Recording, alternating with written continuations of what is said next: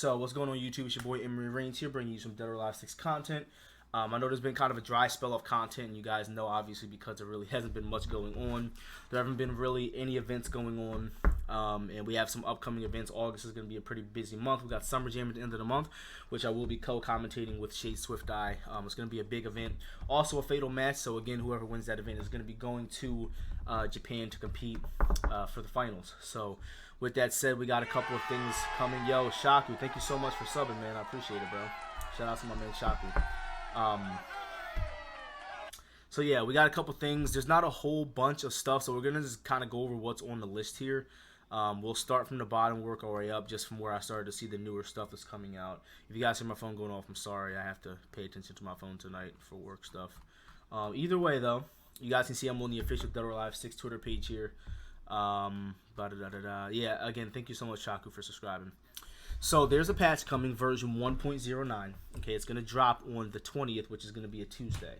So something to look forward to. Obviously, it's cool because I'm off on Tuesday, which means I'll be able to stream this shit all night for you guys, if it's something worth streaming all night. So it says DLC added costume. I'm not sure what that means. If that's one costume, if that's a part of the season pass costumes, I don't know what that means. But there is going to be some new costume or costumes added. There is ranked match, added new ranks, which is great. So as you guys know, we're frozen right now at the U+ ranks. I wonder if they're gonna bring back the topaz and the emerald and the ruby and the the diamond. I wonder if they're gonna bring back those additional 5 ranks. Those additional 5 ranks that they had. There was actually another one in between there too. So there was 5 additional ranks in DOA5. I'm not in DOA5 last round. I mean, I'm not sure what those ranks are going to be, but we're getting new ranks, so that's good, and it's good for a couple of reasons. One, hopefully it brings some players back to the game. You guys obviously know that a lot of players have stopped playing the game to go play other stuff, or just because they generally lost interest in it.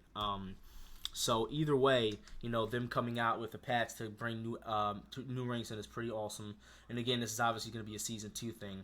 I feel like they should have introduced this when they announced the season pass too. I feel like that would have been a good idea, because then people could know that not only are we getting this new stage and these couple characters, but we're also getting new ranks. They should have promoted the season pass better for what it was. Even though it doesn't seem like that big of a deal, it's still new content nonetheless. So with that said, we're getting new ranks. We're not sure what they're going to be yet, but I can only imagine they're probably going to be the same ranks we had in DOA5 last round. Lobby match, upgraded usability. Again, I don't know what that means. I'm not sure if that's certain functions. Like, I know there's a function where one of the functions is kind of weird. I'm not sure what it is. But there's a couple things with the lobby matches that needed to be tweaked in the first place. So I don't know if that's just them tweaking it or if they're actually upgrading it and changing some stuff. I don't know yet. But either way, they're going to be upgrading the lobby matches. Let me turn this off, guys. What else do we got? Adjusted game balance. So you guys know that, not to compare it to other games, but you guys know that NetherRealm Studios is the home of MK and Injustice. They update their games like every fucking month. DOA is on a warpath right now. Team Ninja's on a warpath right now. It seems that they're upgrading or updating the mechanics of the game quite often. This is going to be the second change we've gotten since Season Pass 2 has dropped. Excuse me. And I'm not sure if they're changing a lot, if they're changing a little bit, but it says game balance. I don't know what the hell there is to balance at this point. There's a couple glitches and stuff that kind of went overlooked, but they shouldn't be changing the fucking game every 2 seconds. I don't agree with that. So, we don't know, again, what this is going to be yet. We're not really sure.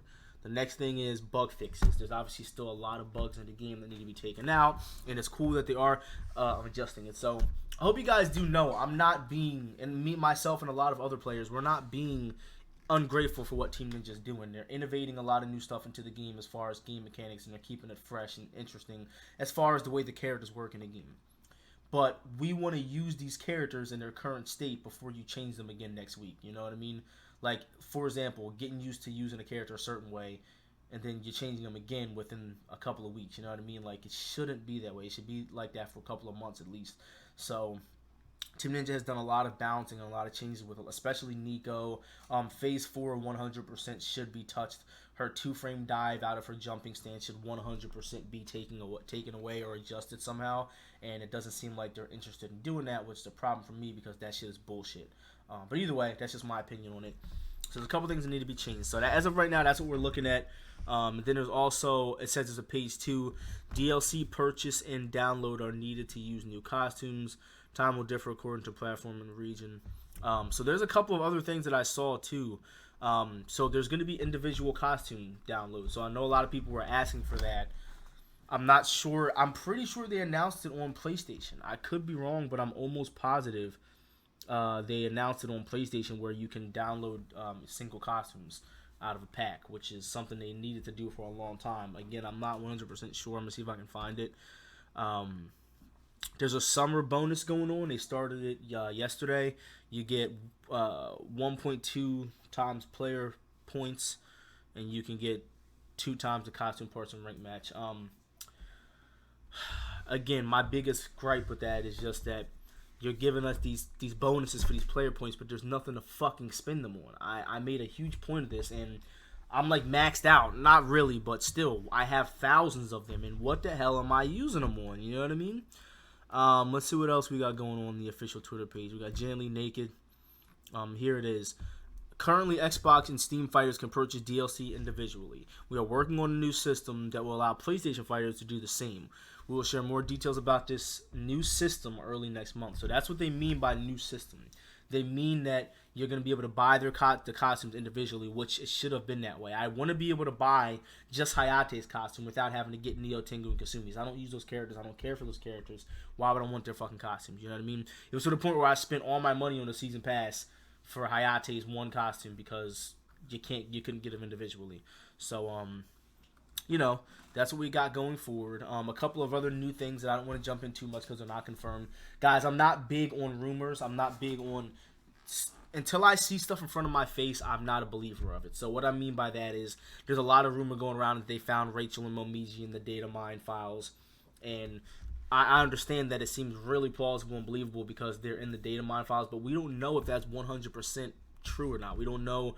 And again, when they found Kula, it was true. I said the same thing back then, but we don't know what's going to happen. We don't know if those were just old files that were ported over in the game. We don't know if those characters are even coming out or not. Not saying that they're not, but I don't want people to get their hopes up and then some shit happens and then they don't come out. So I'm just trying to be real with you guys. Until we have an official announcement from Team Ninja that those characters are being announced, don't go fucking running around like a chicken with your head cut off and be like, oh, Rachel's coming, Momiji's coming. We don't know for sure. Another little topic that I wanted to talk about is kind of the state of Dead or Alive 6 at this point. And, I think it's something that we need to talk about at this point because, let me change this really quick. Hold on, guys.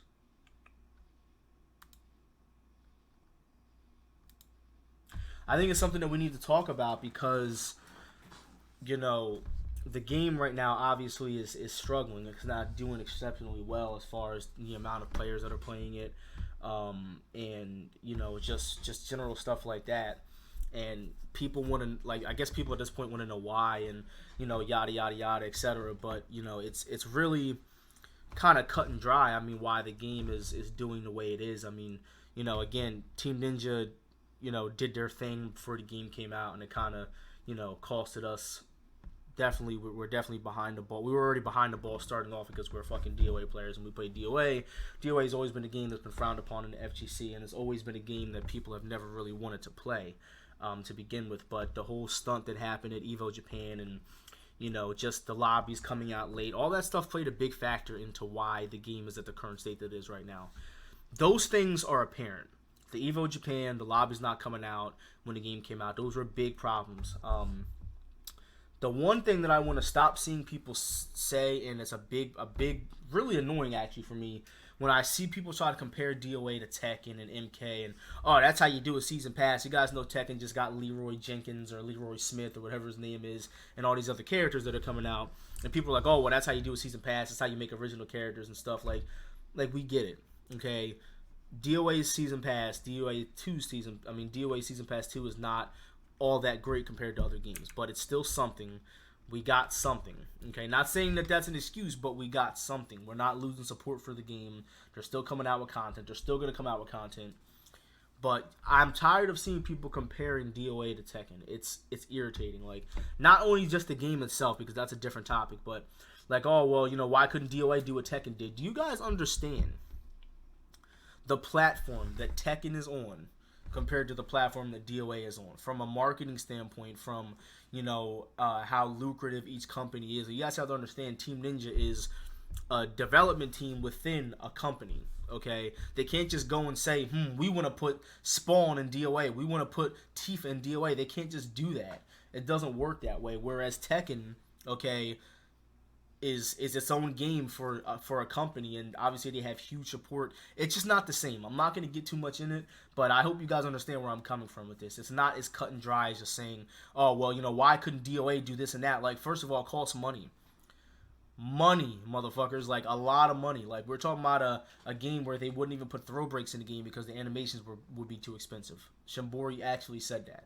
And you guys want us to have Tifa in the game? Like, come on, man. Like be smart. Think here. Like, it's not the Team Ninja's not creative and they don't want to put the stuff in the game. It's a funding issue. They have the ideas. DOA has always been great when it comes to stages and characters and stuff like that. It's a funding issue. And if you guys don't understand that, and you're just saying, look at Tekken. Look at Tekken's doing this, Tekken doing that. Like, it's not that simple, dude. Like, there's a lot of stuff that comes into that. You know what I mean? So, I just hope you guys understand where I'm coming from and understand that things are not exactly what they seem in that regard. But, either way, that's going to do it for this video, guys. I'm going to kind of talk to you a little bit about that. Make sure you guys keep fighting and keep on playing DOA and supporting DOA. I got a couple of other announcements that I'm going to make later in the week, so I'll see you guys then.